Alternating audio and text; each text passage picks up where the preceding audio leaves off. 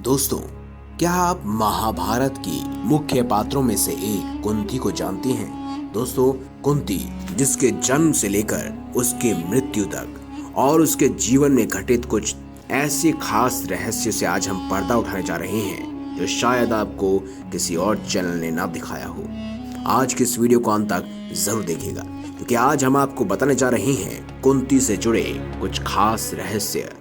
आप देख रहे हैं द भक्ति। अगर अभी तक आपने हमारे चैनल को सब्सक्राइब नहीं किया तो देर किस बात की, अभी चैनल को सब्सक्राइब करें, बेल आइकन दबाएं और ऐसी खास लेटेस्ट अपडेटेड वीडियोस जानने के लिए इस खास चैनल को देखते रहें। कुंती एक अद्भुत महिला थी।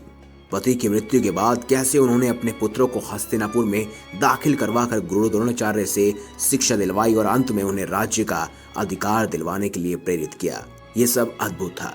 एक स्त्री की संघर्ष की कहानी में द्रौपदी का नाम तो लिया ही जाता है, लेकिन कुंती भी कम चर्चा में नहीं थी।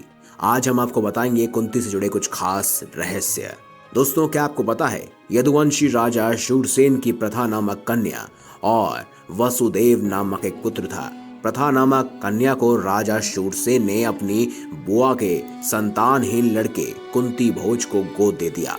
कुंती भोज ने इस कन्या का नाम कुंती रखा और इस तरह प्रथा अर्थात कुंती अपने असली माँ बाप से दूर रही। जैसे दशरथ ने अपनी पुत्री शांता को अंगदेश के राजा रोमपद को गोद दे दिया था। वहीं दोस्तों, वासुदेव का विवाह कंस की बहन देवकी से हुआ था। देवकी से श्री कृष्ण का जन्म हुआ। इस तरह कुंती श्री कृष्ण के पिता वासुदेव की बहन और भगवान कृष्ण की बुआ थी। यही कारण भी था कि भगवान कृष्ण ने कुंती का हर कदम पर साथ दिया था। श्री कृष्ण और कुंती में एक दूसरा भी रिश्ता था। श्री कृष्ण और अर्जुन आपस में सौतेले भाई थे, लेकिन जब अर्जुन ने श्री कृष्ण की बहन सुभद्रा से विवाह किया तो वह आपस में जीजा साले भी बन चुके थे। दुर्वासा ऋषि ने दिया था देव आह्वान मंत्र।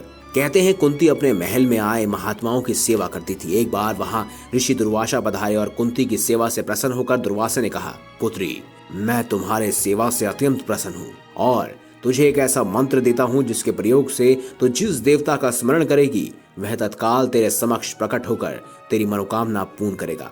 इस तरह कुंती को एक अद्भुत मंत्र मिल गया और वहीं जब उन्होंने उस मंत्र की जांच की तो आप सब जानते ही हैं, भगवान सूर्यदेव प्रकट हो गए क्योंकि उन्होंने सूर्यदेव का स्मरण किया था और उनसे उन्हें प्राप्त हुआ कर्ण। उसके बाद तो आप पूरी महाभारत की कहानी तो जानते ही हैं।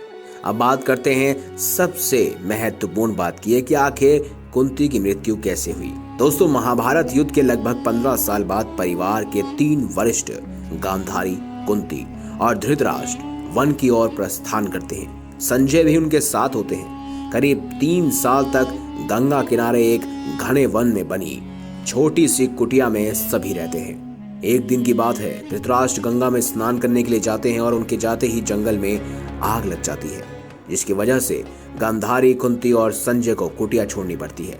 वे सभी धृतराष्ट्र के पास आते हैं ये देखने कि कहीं उन्हें कोई खतरा तो नहीं। वहीं संजय उन सभी को जंगल से चलने के लिए कहते हैं क्योंकि पूरा जंगल आग से जल रहा था। लेकिन धृतराष्ट्र उन्हें कहता है कि यही वो घड़ी है जब उन्हें मोक्ष की प्राप्ति होगी। तीनों लोग वहीं रुक जाते हैं। उनका शरीर उस आग के साथ भस्म हो जाता है। संजय उन्हें छोड़कर हिमालय की ओर प्रस्थान करते हैं और जहां वह एक सन्यासी की तरह रहते हैं। तो दोस्तों, अगर आपको हमारी ये खास जानकारी या वीडियो अच्छी लगी हो तो इस वीडियो को लाइक करें, हमारे चैनल को सब्सक्राइब करें और ज्यादा से ज्यादा शेयर जरूर करिएगा। मिलेंगे अगली बार एक नई खास वीडियो के साथ, तब तक के लिए बहुत बहुत धन्यवाद।